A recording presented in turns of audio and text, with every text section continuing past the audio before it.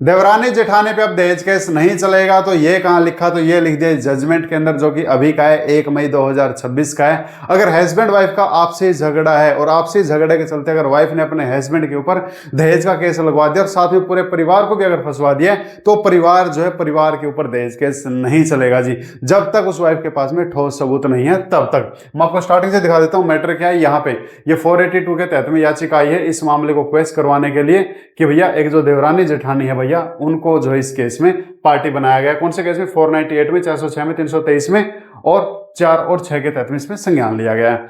हुआ क्या था, हस्बैंड वाइफ के बीच में पहले से क्लेश था और पति ने जो है, पति लाल सिंह द्वारा शिकायतकर्ता के विरुद्ध 16/8/2012 को तलाक की याचिका प्रस्तुत की गई है। उपरोक्त तलाक की याचिका के पंजीकरण के प्रतिवादी में शिकायतकर्ता द्वारा पति लाल सिंह और उसके परिवार के सदस्यों के खिलाफ में एक एफआईआर दर्ज करवा दी। पहले पति ने तलाक का केस लगा दिया, फिर उसकी वाइफ ने जो है उसके और उसके पूरे परिवार के ऊपर जो है एक एप्लीकेशन लगा दी।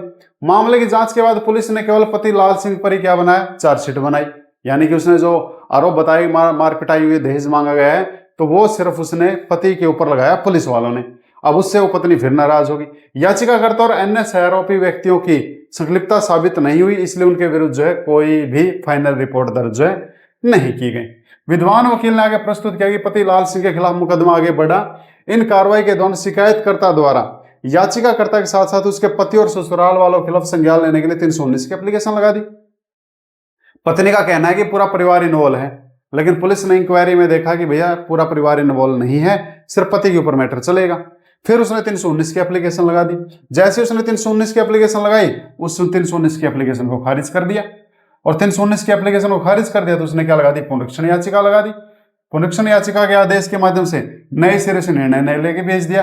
भाई जब सेशन कोर्ट में लगी है एप्लीकेशन पुनरीक्षण की कि 319 के लिए कि भाई ये लोग उनको ऐड नहीं कर रहे हैं, तो सेशन कोर्ट ने क्या किया, सेशन कोर्ट ने कह दिया भाई मामले को स्टार्टिंग से देखो। फिर कोर्ट ने क्या किया, फिर कोर्ट ने भी आगे सबके ऊपर मुकदमा लगा दिया, यानी कि सबको पार्टी बना दिया। तो अब ऐसे पूरा परिवार जो इस केस में इन्वॉल्व हो चुका है। अब आगे देख लेते हैं। विद्वान वकील ने आगे प्रस्तुत किया कि याचिकाकर्ता एक विधवा महिला है और उसे शिकायतकर्ता और उसके पति लाल सिंह के घरेलू मामलों में कोई चिंता नहीं है। भैया हस्बैंड वाइफ अपना अलग से लफड़ा चला रहे हैं, मेरे को क्या दिक्कत है, पर हमको तो चैन से रहने दे। उसे सामान्य अस्पष्ट और सर्वव्यापी आरोपों के आधार पर अन्य सहअभियुक्तों यानी कि राजापाली और दुर्ग सिंह के साथ एक आरोपी के रूप में फंसाया गया है। उन्होंने आगे कहा कि सहआरोपी राजपाली और दुर्ग सिंह की कार्यवाही के लंबित रहने के दौरान मृत्यु हो गई है और अब याचिकाकर्ता को अकेले सहआरोपी पति लाल सिंह के साथ मुकदमे का सामना करने के लिए छोड़ दिया गया है। उन्होंने आगे कहा कि याचिकाकर्ता शिकायतकर्ता की भाभी यानी कि जेठानी होने के नाते उसे उसके वैवाहिक मामले में कोई लेन देन नहीं है, यानी कि जेठानी का नाम यहाँ पे लिखा गया है और जेठानी जो है वो विधवा है, यानी कि उनके हस्बैंड की डेथ हो चुकी है। उन्होंने कहा यार तुम्हारा आपस का लेन देन है, भाई हमको क्यों परेशान कर रहे हो। अब विद्वान वकील ने आगे कहा कि पति और पत्नी के बीच वैवाहिक विवादों में माता पिता और पूरे परिवार के अन्य सदस्यों के खिलाफ झूठे मामले दर्ज करने की प्रवृत्ति बंद गई है। अब यही चलन चल रहा है कि पूरे परिवार को फंसा दो। अपने दलीलों के समर्थन में उन्होंने प्रीति गुप्ता और अन्य के मामले में माननीय सर्वोच्च न्यायालय द्वारा पारित निर्णय पर भरोसा किया और फिर आगे इसकी दलील दी है कि ये प्रीति वाली जो जजमेंट है बड़ी काम की जजमेंट है सुप्रीम कोर्ट की। 3-4 जजमेंट है, जैसे एक प्रीति गुप्ता हो गई, एक अचीव गुप्ता हो गई, एक लक्ष्मी नारायण वाली जो जजमेंट होगी सुप्रीम कोर्ट की जजमेंट है। ये स्पेशल इन्हीं बातों के लिए कि अगर पति के परिवार को झूठा फंसाया गया है तो वहां पे कोर्ट को डायरेक्शन है कि आप पति के परिवार का नाम काट दो भाई, क्योंकि ये एक प्रवृत्ति बन चुकी है कानून का मिसयूज करने की कि काफी सारी लड़की, सभी तो नहीं लेकिन काफी सारी लड़कियां जो है वो अपना बदला लेने के लिए पूरे परिवार का नाम जो है लिखवा देती है। ये जजमेंट के अंदर लिखी हुई लाइनें हैं सुप्रीम कोर्ट की जजमेंट के अंदर। अब मुद्दे की बात ये है, अब हम आ जाते हैं डिस्कशन पे कि क्या इसका डिस्कशन रहा है। देखो अगर आपके साथ में भी कुछ ऐसा हुआ है, भाई आपके भी पूरे परिवार का नाम अगर लिखवा दिया है, तो आप जो है हाई कोर्ट में जा सकते हो। आपके स्टेट की जो हाई कोर्ट होगी वहां पे आप 482 के तहत में क्वेश्चन लगा सकते हो। नए कानून में 528 BNSS का एक सेक्शन होता है, आप क्वेश्चन लगाओ।